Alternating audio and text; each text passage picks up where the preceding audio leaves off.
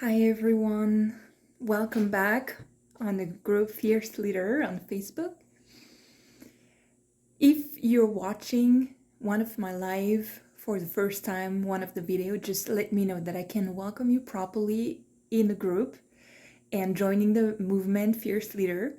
And if you're coming back, then I'm so happy you're staying here.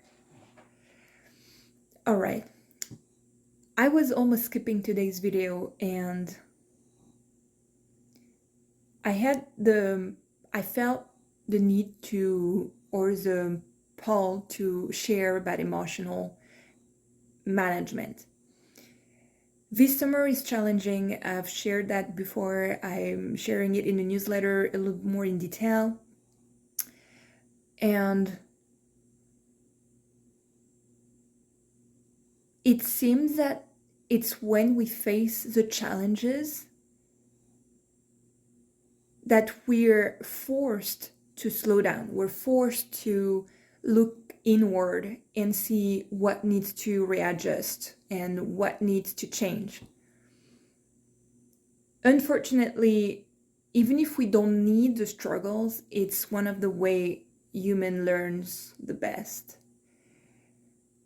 Now, some events brought me back to 2020 this month, and I felt and realized a big difference in managing the challenges and the struggles. In 2020, I was quitting a toxic environment professionally and personally, and I was basically starting over a whole new life. And 6 months later, or about a year later, I was moving to US. Not only married, but with life partner that is incredible, and moving in a country where I had said I would never go because there's a lot of things in the American culture that I do not feel connected to, like the hyper consummation, the media, a lot of things. But I became healthier and healthier over time once I was in US. And the struggle that was happening in 2020 was very difficult emotionally to manage. And so I don't remember exactly what, where, and in which context I was dealing with the emotions, but I do remember that it was, for me at that point, feeling very hard to manage frustration, disappointment, anger, vulnerability, all those feelings that usually we rather skip those feelings and we scroll on Instagram or watch Netflix or videos on YouTube, and we don't want to take care of it. And we kind of numb ourselves into not looking inward, the discomfort and uncomfortable feeling. But this summer, now that it's been a while that I'm doing the work around self-mastery, and so mastering your communication in your relationship, mastering your emotions, it's even if the mastery you gain in the skills is a work over a lifetime, it's something that definitely you improve year after year, and you can see the difference how you respond to events few years from now. You can definitely see the big gap.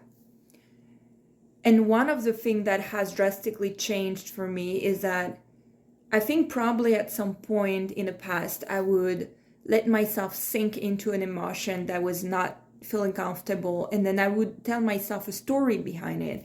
If I was feeling sad and scared and vulnerable and angry, then I would tell myself, oh, it's gonna be like this my whole life, or it's gonna impact everything, and I can't do this and I can't do that, and because I feel this way, then I can't do XYZ. And so by telling myself a story like that, I usually would block the other possibilities.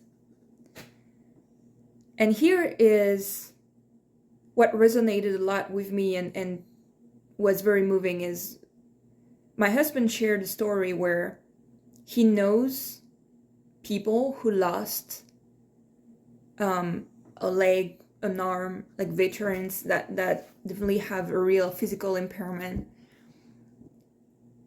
and they still go skydiving. They still do it.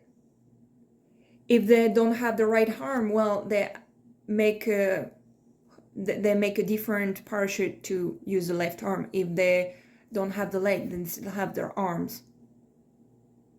And so I felt it's an incredible anecdote because it means they're not telling themselves a story behind what's happening. There is a physical impairment, there is a physical condition that prevents to do something like majority of people would do it, but they don't tell them the story that because of this I can't do that. And so they find a way to do it anyway. They find a way to do the thing despite a condition, despite an event, despite a situation. And I feel when you talk about emotional management is one of the things that is most difficult is to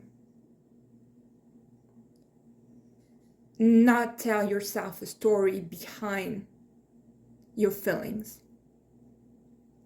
And acknowledging your feelings, acknowledging it's a moment in time that maybe sucks, that doesn't feel good, but you can adjust, you can adapt, you can find another way, be creative. And if you still have a business to run, then figure out a way that you're gonna run the business despite what's going on. And if you have a family event, then figuring out how you're gonna be present for others despite what's going on. If you have vacation plan, if you have the kids to take care of, then figuring out new ways to do the things. And that's where you realize when you stop telling yourself stories, when you decide, despite what's going on, I'm gonna find a way to do what I want. I'm gonna be creative, I'm gonna adjust and adapt. That's where you realize that you're reaching a level of emotional mastery that is quite different than majority of people.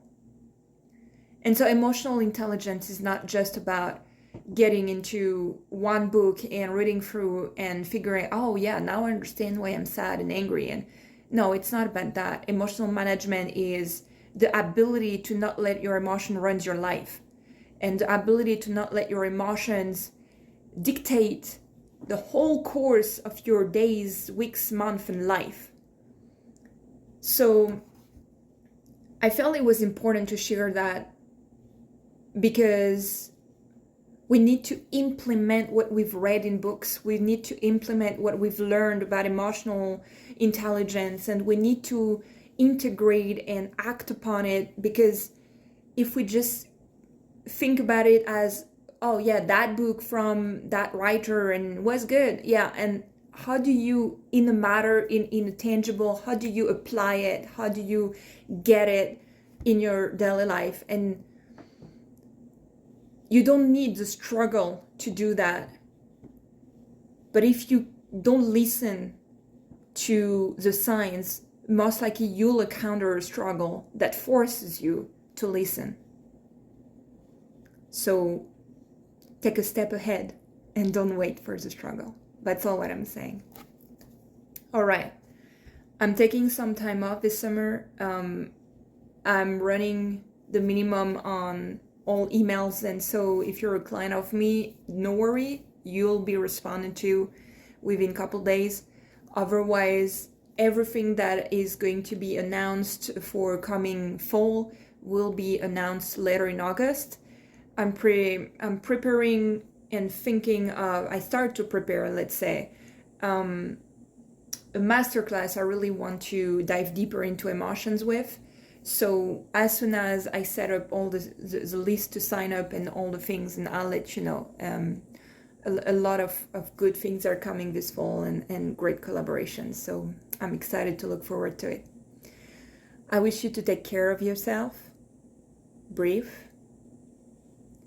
have fun, and I talk to you soon. Bye.